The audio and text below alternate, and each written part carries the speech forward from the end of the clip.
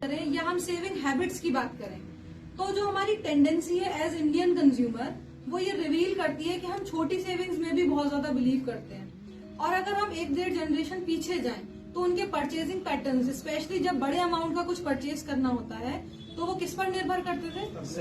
Saving पर। चाहे वो घर बनाना हो, चाहे वो 4 व्हीलर खरीदना हो या वो किसी भी बड़े अमाउंट को खर्च करना हो, पहले वो क्या करते थे? उसके लायक सेविंग करते थे, फिर वो खर्च करते थे। उनको किसी पर आर्थिक रूप से निर्भरता नहीं थी अपने लिए किसी भी तरह का एसेट बनाने के लिए। क्रेडिट इकोनॉमी का क्या मतलब है? उधार की अभी नई जनरेशन 22 साल में नौकरी ज्वाइन कर लेती है, 23 साल में उसको कॉन्फिडेंस आ जाता है अपने पैकेज को देख के कि अब मुझे कोई भी बड़ा बैंक, छोटा बैंक, कोई भी ऐसी आर्थिक संस्था कुछ भी खरीदने के लिए क्या दे देगी? थोड़ा सा लोन दे देगी और कॉन्फिडेंस है कि मैं उसे पे बैक कर लूंगा।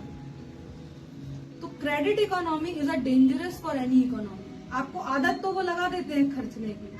मैं आपसे बोलती हूँ आप ले जाओ, कितना पैसा मेरे से उधार लेना है। आपने भी ले लिया, खुशी से ले लिया, आप दे रहे हैं पैसा तो आप लेने के लिए उधार, कोई दिक्कत नहीं है। रीपेमेंट नहीं कर पा रहे हैं अगर, तो किस स्थिति में नहीं कर पाएंगे? रीपेमेंट करने के लिए हमको क्या चाहिए? इनकम। इनकम के लिए हमको क्या चाहिए? लगातार काम, एम्प्लॉयमेंट, नौकरी या कोई भी सोर्स ऑफ इनकम, है ना। जब वही बंद हो जाएगा तो फिर क्या पेमेंट कर पाओगे आप? लेमन ब्रदर्स ने यही गलती की। सबसे बड़ा बैंक था, सबसे ज्यादा क्रेडिट्स बांट रखे थे और जो लोग क्रेडिट पर चल रहे थे उन्होंने रीपेमेंट करने से हाथ खड़े कर दिए। अब भाई उनकी गाड़ी आप उठाकर ले जाइए, एनपीए कवर होगा क्या? घर है, उठाकर ले जाइए, एनपीए कवर होगा क्या? आप उनके मोबाइल फोन्स रख लीजिए, एनपीए कवर होगा क्या?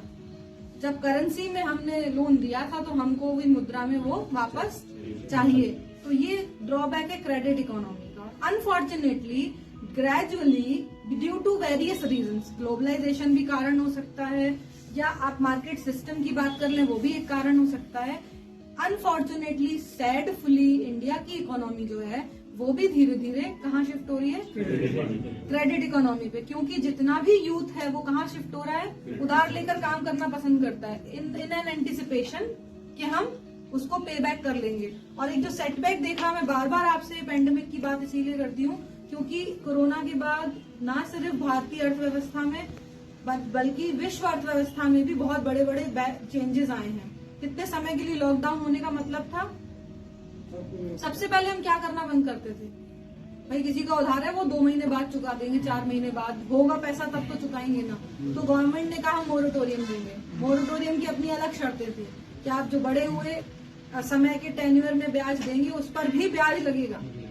उन्होंने भी शर्तें लगाई ना। तो हम आपको डिफॉल्टर नहीं कर रहे लेकिन मोरेटोरियम में आपको ब्याज पे ब्याज देना पड़ेगा। कंडीशन अप्लाई थी।